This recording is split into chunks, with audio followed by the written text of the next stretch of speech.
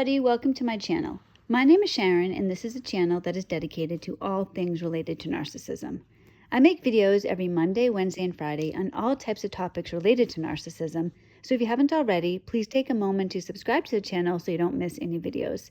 I would really appreciate it if you gave the video a thumbs up. It's a free way you can help me out, and definitely don't forget to leave a comment because I like to read what you have to say. So today I have an extra special guest with me, my 18-year-old daughter. So honey, welcome to the channel. Hi everyone. So for those of you who watch my channel regularly, you know that very unfortunately she's had a front row seat to the insanity that's been our life. The last few years have been particularly difficult. My ex has completely fallen apart and he hasn't made an effort to shield or protect the kids from seeing anything. So when I'm talking to my daughter, you'll notice that I'm very open because she knows everything. So the things I talk about on the channel, she knows. This is no secret to her. She's had literally a front row seat to everything. So honey, why don't you tell us a little bit about how the last few years have been? They've been horrible. I've watched my entire life and family kind of fall apart. The only people that are steady are my mom and brother through the whole thing. Everyone else kind of just disappeared. So when you say everybody else, are you talking about extended family? Yeah, a bit. They haven't been here. It's really just the two other people that live in the household and me and my family, how I look at it. Yeah, that's been pretty difficult, hasn't it? All right, let me ask you a question. Let's start off with talking a little bit about what you know about narcissism. A lot of people, when they have kids, their kids don't know what narcissism is. I mean, and sometimes it's a hard thing to really understand. And I didn't know anything about narcissism until a few years ago. So really, you were learning at the same time that I was. So why don't you tell us, just in your own words, what narcissism is? Narcissism it's a personality disorder, but it's more than that. You don't have a soul. You're really not a person. You're just this thing. You got messed up as a child because your parents weren't giving you the love you needed, and because of that, you don't know how to love others. So you can't love things, you can't love people, your family, your kids. You're just this shell that's trying to pretend and to hurt because you don't know how to love, so you hurt instead. All right, that's a pretty good summary of that. What about, let's just talk about your father. So can you tell us a little bit about your relationship with him today versus how he was when you were younger? Because the things related to him, now I look back, I can see a lot of red flags or things that really were obvious, but I didn't see. So for me, it really seems like the last few years, everything blew up. But could you tell us in your words, how it was when you were younger and now, and what your relationship is today? Well, today I really don't have any relationship with him, and I don't want any relationship with him. And looking back, I can see how that relationship deteriorated into nothing, because when I was a kid, he would hang out with my brother and I, we would have fun, we'd go play baseball outside. But as we started to get older, he would start to word things differently. He would say, "Oh, I'm taking you guys out to go get lunch because your mom needs a break. She needs a break from taking care of you." And at the time, that was normal, but looking back, why does my mom need a break from my brother and I? Why are we such this burden on her? Why is he wording it that way?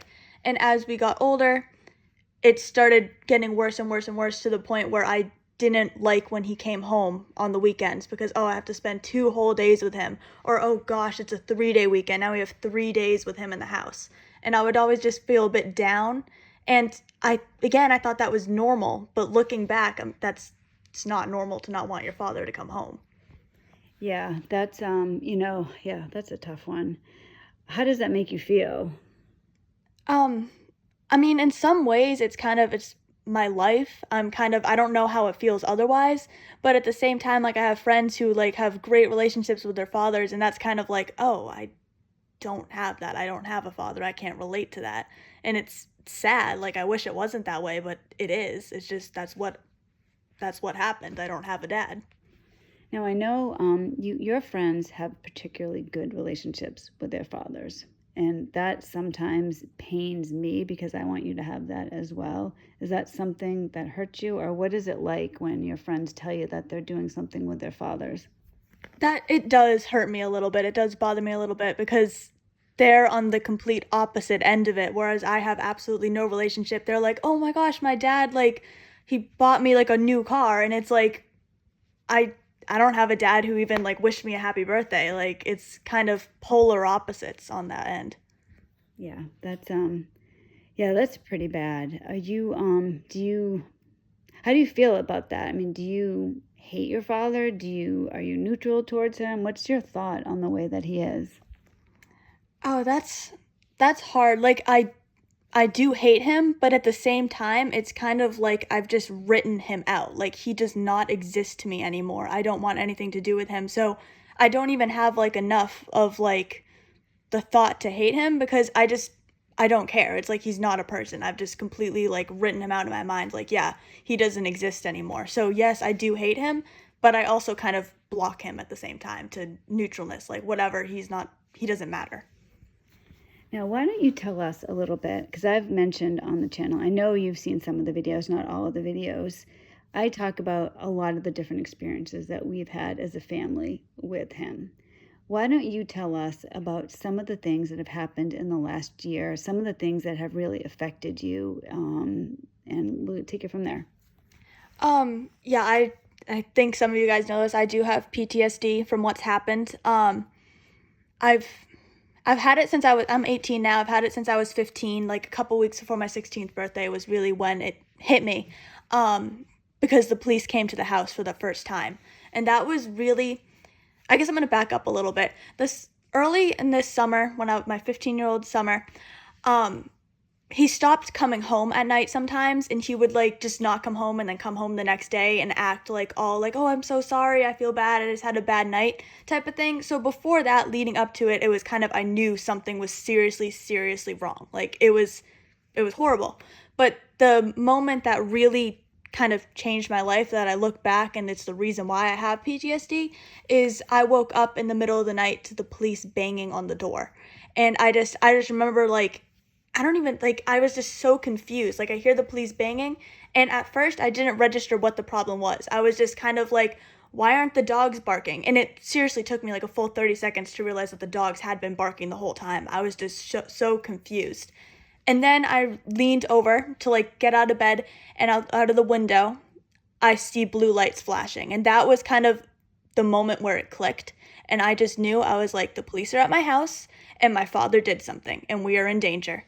And from that's the first real bad moment. Like, to this day, I still like get anxious and have problems when I see flashing blue lights, because of that moment when I was like, something's wrong, we're in danger, we need to like act now.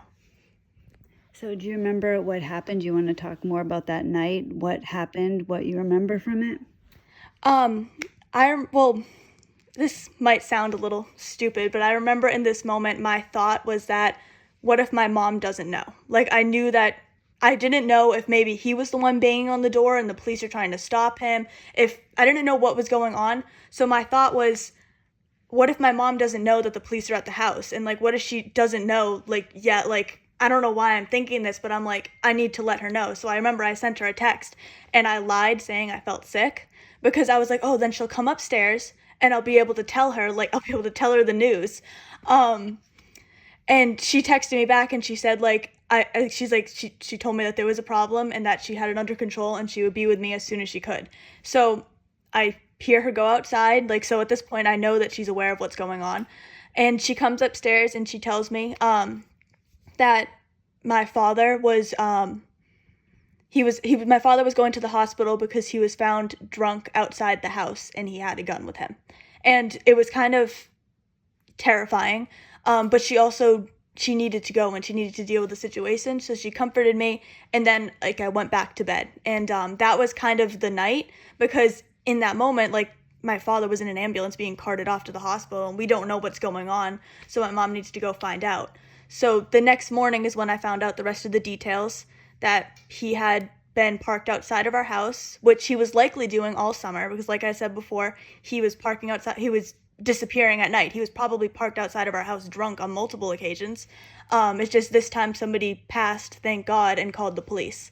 And he got taken away, and he was in a mental hospital for about a week before he was released and came back. How did that make you feel when he was in the mental hospital? It made me feel like stupid. Like my father is in a mental hospital. Like that's not like it just made me feel like kind of ashamed. Like why does my father need to be in a mental hospital? Like why can't he not be an alcoholic when he has like kids? Like why is it like this? Like it kind of made me feel ashamed because it was like I just had confusing emotions at that time and I didn't really know how to process it. So the one thing I did get was, wow, my father, like, instead of being with me and his family, he's locked away in a mental hospital because he can't, like, take care of himself. How was it for you when he came home? I like, I didn't really want him to come home because, like, at the time, again, we were still confused about what's going on, but it was like, when he came home, I would say it was kind of like this stranger kind of coming home in a way. Um, like it was like from there was kind of this rift where it was like we didn't really know him kind of type of thing, but he was like acting all apologetic, like, oh, I'm so sorry, and we kind of all fell for it. Like I believed that he was sorry, but at the same time I was like, I don't really want him coming back because I'm mad at what he did. I'm mad that he scared me. I'm mad that I had to wake up to police banging on the door because of him. So it was kind of a lot of emotions at once. Now, what about your friends? Did you tell your friends any of this? At the time, no. Even now, none of my friends know the full story. I have my closest friend knows that my father isn't in my life, and she knows that he is a narcissist, but that's kind of what I've left it at. So I don't really know her understanding. I don't know if she knows what that means and implies. Yeah, probably not. That's, unless you really have experience with that, I don't think anyone would know that. Now, when he went to the mental hospital and came home, that was in August. Between August and December was not a good time. Do you remember really things that happened in those few months? I do. I remember. I know he was like he was falling apart in this time, and I could like kind of almost visually see him falling apart. But the next, like, I would say from the night I woke up to the police, the next like big kind of defining moment was, I believe, in November. I think when I he don't came into the remember. house. It was late October, early November. Um, I remember like this moment was like kind of like me being a big sister too. Like I just like I feel like so thankful that my brother was supposed to have a friend at the house this day, and he ended up going to this friend's house. So this moment was one of the moments where I was there. My brother was not because he was at a friend's house. Um, my father had again like walked out, like kind of disappeared, and it was going on a couple days. This was the first time where he was really gone for like days at a time. And early that morning, he and my mom had a talk, and he had agreed that he was not coming to the house until we were okay with him coming back to the house. And he came back to the house. I was going downstairs. My mom and I were gonna like hey, we're gonna hang out together because we're going through a rough time. So my mom was like, let's do something to distract ourselves. So I'm walking down the stairs, and I remember my mom's voice changed, and she was just like, Paris, everything's gonna be okay, but I'm calling the police because your father's in the house. And there he was, like, in the house. He broke into our house, even though literally just 6 hours before he had promised not to come into the house. And that was one of the most terrifying moments, I would say, for me. There's only one that tops it, which happened in December, the night he actually left. But that was the first time I heard a narcissist lose their mask, I would say. Is that how you say it? Yeah. Because his voice changed, and like the way he was saying my name, he was like, Paris, I'm not intimidating you, I'm not intimidating you, Paris, like over and over. It was like, shut up. Like I wanted to shout at him to shut up. And that was the next big moment. But actually, that is also another moment where I have PTSD from. Now at this point, I'm like, it's stacking up. I have the blue lights. To this day, I still carry my phone in my back pocket at all times, because when this happened, I did not have my phone on me. My phone was on the kitchen table or somewhere in the house, and my mom asked me to go up to my room. I didn't have my phone on me, and I was so scared because I did not have the ability to call the police if something happened and he hurt my mom and she could no longer call the police.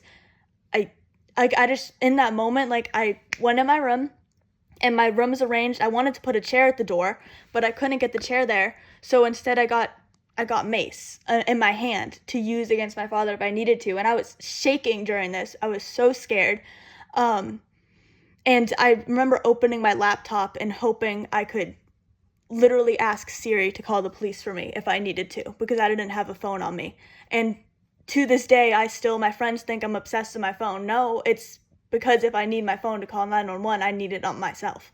And that's why I carry my phone with me all the time. That's one of my PTSD symptoms, is I need it on me as a comfort. So if I need it, I have it. You know, I just want to interrupt for a second because I think you're being really brave talking about this. Are you okay continuing on? Yeah, it's a little emotional, but at the same time, it's kind of all coming out, I guess. Do you want to continue? We could do a part two if you'd like. It's all right. I don't mind continuing on right now, unless you prefer to do a part two. Well, I'll tell you what, why don't we, because I know the big event is coming up, the December one. Do you want to talk about that and then we'll end it there and maybe do a part two? Or would you rather talk about something else and have a part two and talk about the December event in the part two? I guess maybe talk about something else now and do the December event later, because that's a really big, long one. That's not really, oh, this is what happened. That was the scariest moment of my life. All right. So let's kind of, because you're doing a really good job and I appreciate this. This helps a lot of people. So why don't we'll save that for next time if you want to do it another time. Why don't we talk a little bit about other kids? For people that have kids who are experiencing this is their life. What do you think would be important for parents to know? I think that's a hard one to answer. I think a lot of times, like, I don't know if other kids do this too, but I know for me, I would sometimes hide my feelings.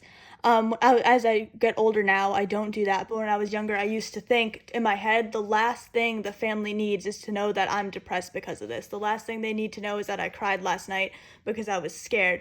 And I don't, maybe other kids don't do this, but I know for me personally, I did used to think that way. Like, I don't want to, we already have, like, my father's in a mental hospital. The last thing we need is me having problems added on top of it. So I did keep some things secret for a long time because of that. I didn't want to put that burden on the family, even though it's not a burden. It's the result of the narcissist. It stems from it. But kids might be hiding things. They might not be sharing everything because they're scared to make it worse. Yeah, that's I know when you had told me that before, that's painful. And I understand like why you did that, because when you're dealing with like a horrible situation like that, it's not just the narcissist or the person that has the problems. It takes the entire family down. What about your brother? How do you feel about your brother? Because I believe that of the three of us, he's taking it the worst. Do you agree with that, or what's your thought on that? I do agree with that. I think he's depressed, and he doesn't, like, cause like I know both my mom and I have dealt with it before too, but I guess we handled it differently is the thing. He's handling it differently, and that makes me very angry actually. Like, as an older sister, it's my job to make sure he's okay, type of thing. And like, that makes me so angry. I wanted so badly to keep him from getting the trauma I got, and I couldn't protect him from that. Yeah, I know you're really protective of him, and you're an awesome big sister. And I'm keeping an eye on him. It's just that it's tough. It's tough when you're trying to deal with this, because everybody does deal with it in their own way. So let me ask you. You know that I'm going to be going ahead and getting a divorce. So what are your thoughts on the divorce? I'm happy that the divorce is happening. I've wanted a divorce for years. I remember, like, when I was 14, I was hoping that there would be a divorce when he started going down a downhill slide. But back then, it was like at the same time, I felt guilty for thinking that, and I felt like I was jumping the gun, like, ahead of time. And now, like, now I can see that I was not jumping the gun on that. But now that it's happening, I'm happy about it. But I am a bit worried about it as well, because I'm 18. I'm, like, kind of outside of it. So for me, no matter what happens, I could it's not going to affect me in the same way. But my brother is a minor, and that does worry me a bit because I don't want him to be dragged to court to say that he doesn't want to see his father. I don't want him going through that. Yeah, well, that is something that I know I've talked to you about this privately, that I'm going to be dealing with that. I know that's a very tough thing for everybody involved, and I know in some cases kids are brought to court for that. I just ask you a couple of like cool down questions, all right? So, what about life with the three of us? How do you feel about having a single mother? Because none of your friends are in that situation. Does that make you feel different? Is it okay? Like, what's your thought on that? If it feels different, it's like yes and no because to some like I never really had a father figure, even though it was like there was like kind of this like shell in the house pretending to be a father, but he really wasn't. So to me, it's kind of what I'm used to. Um, I guess like because I don't have like I can't say oh my mom and dad did XYZ, but even growing up, it was like my mom did everything with me. So when my father left the equation, it wasn't like she was suddenly doing more for me and it was suddenly like she was the only one. It had always been that way. I just had this other kind of fake thing there as well. Um, I do sometimes though it does cross my mind when I say like, "Oh, my mom, brother and I did this over the weekend." Like it does kind of click in my mind like are they connecting the dots? Are they realizing I never mentioned my father because I talk about my family a lot, but I never talk about my father. So it's although I don't really explicitly say it to my friends, it does click like, "Oh, do they ever wonder like where my father is? Like why I don't mention him?" It's kind of a wonder thing. I've had friends reach out to me before. I actually remember one friend texted me and she asked me if my dad was dead. Like she was like, "Is your dad like resting in peace?" And I was like, "No." I was like, "Worse than that." I didn't say that, but internally I'm thinking, "Oh, I wish that'd be easier." Um, but that's it. It's my life. It's kind of what I'm used to, I guess. Let me ask you just a couple final questions. How do you feel about life going forward? What are you looking forward to in just your own future? What do you want to do? Why don't you tell us about your plans going forward? I want to, graduate high school this upcoming spring, which sounds really close when I say it that way. But going forward, I want to get married. I want to have kids. Like I want to have a family, and I want to achieve my own dreams. I love writing, and I want to be a published author. So that's really what I'm going for. Even now, I'm working on getting my writing ready. That's what I want to focus on. I want to just move forward and have my own life and career. Well, I'm excited about that too, to have the first published author in the house. I can get all your books and show you off. All right, honey, I will end this now, and I really appreciate you doing this video. Is there any final things that you would like to say? I guess thank you guys for having me and listening to my story. I hope what I said helped. As a kid growing up with it, like this is kind of my inside perspective. This is what your kids are probably feeling. I would assume. And like it's hard, but you can survive it. You can make it through. All right, there you have it. So thank you for being on the channel today. Would you be open to coming on again, or no? It's fine either way. I would be open if you guys are interested in hearing a bit more from me. I would be open with doing that. All right, well, thank you very much. So there you have it. I appreciate you watching. If you haven't already, please subscribe to the channel. If you have any questions for my daughter, feel free to put them in the comments. And I will see you on Monday with Joe. Have a great weekend.